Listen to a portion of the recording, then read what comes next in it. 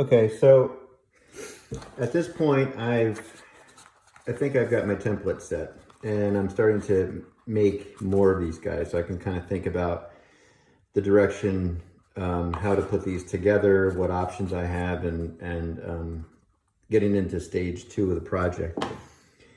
I'm also trying to figure out how I can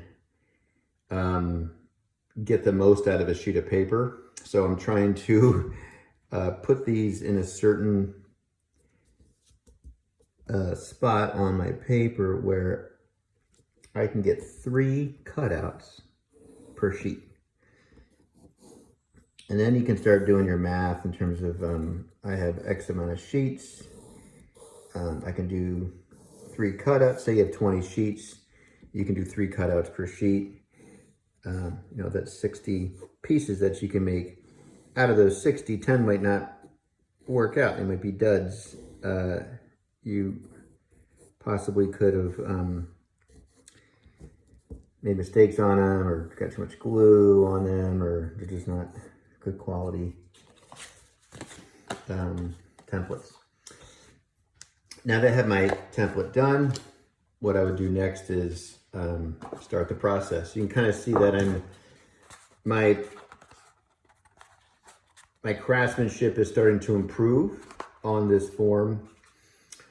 The first one is a little, you can see some of the pencil marks, you can see some of the glue that was still there. I ripped some of the paper. That happens, you know, that's the first 2, 3, 4, 5 of them are going to be a little rough. And then after that, you kind of get your system down.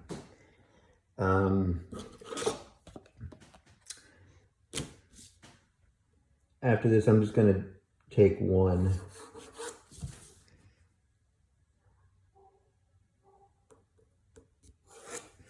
You can start to mass produce these guys. Only when you have your template set. Don't jump the gun and say, well, I'll just make adjustments to the template as I go. No, no, no, no, no, no. The template has to be perfect. If it's not, then you're going to just waste your time doing all this work. You want each one to be good, because you are going to make a lot, and you don't want to restart the whole project. It's a time-intensive project. It takes a lot of patience and focus and time, so you're going to have to really do each step the right way. So you can kind of see I'm just outlining here just to make sure I'm getting my points set, and then I'm going to get my master template and I'm going to put it in the direction of the trace out I'd made. I'm going to go with this corner here, and I'm going to start to put my lines in.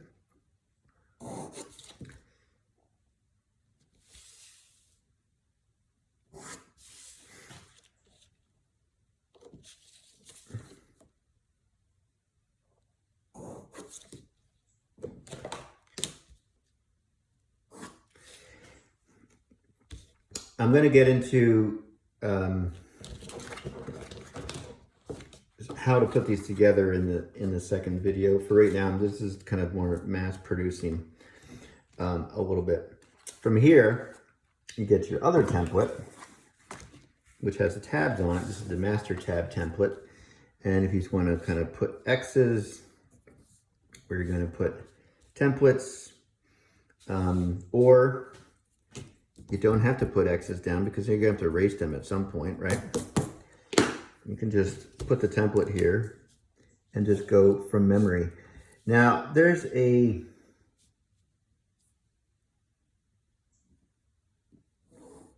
can see that this tab runs into that a little bit. In the future, I will try not to do that. There's got to be another way where I can get more. If I just kind of rotate or turn things or whatever. But what I can do is I can get this corner here and just kind of go right there. My tabs is going to be a little different for that particular one. There's my tab there. And I'll angle it this way. Tab here. No, I'm sorry, tab here. If you can't see this, it's right here. Tab here. I'm just going to take a straight line across, and that's going to be my where I cut the tabs, the corner to the tabs off.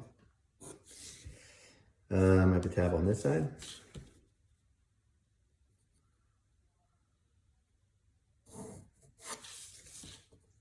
Get the corner out. I could probably just use the corner of the paper. It's already kind of cut in my favor. And then I think there's a tab here, which is right here. Cut, and then cut. And just so we don't make any cutting mistakes, sometimes it's better just to erase what's not going to be anything.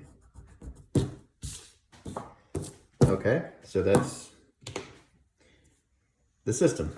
Once you get that going, you can start to cut these out, then you can start to put them together. It is a slow system, and it after a while, it kind of works out. So you have two of the same here, right? And the way I hold these things, you have two of the same. Once I cut another one, I'm going to put three together. And I'm trying to look for ways I can connect these. And the trick is, these have to be face flat to flat. You can't connect anything with a corner or an edge. They have to be a flat face to a flat face. Now you don't have to match the face like that. It doesn't have to be a matching face. Actually, that's kind of an interesting connection.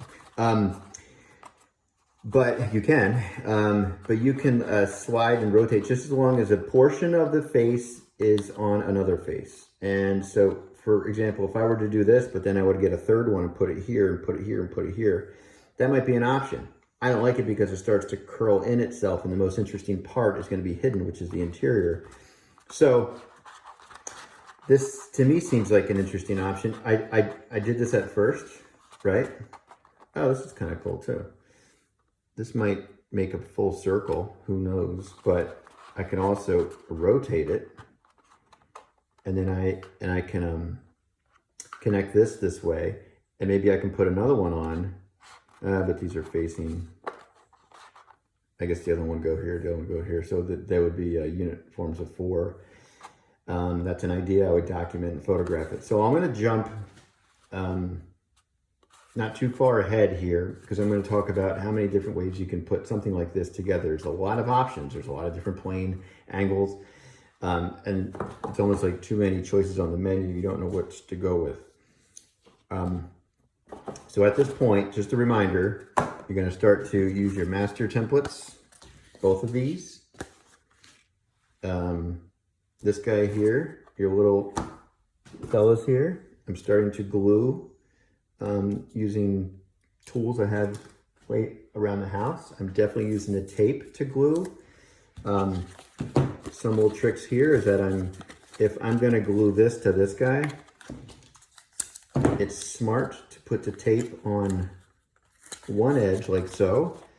Run your glue bead here, smooth it out, or just pick up pick this guy up and then put it on.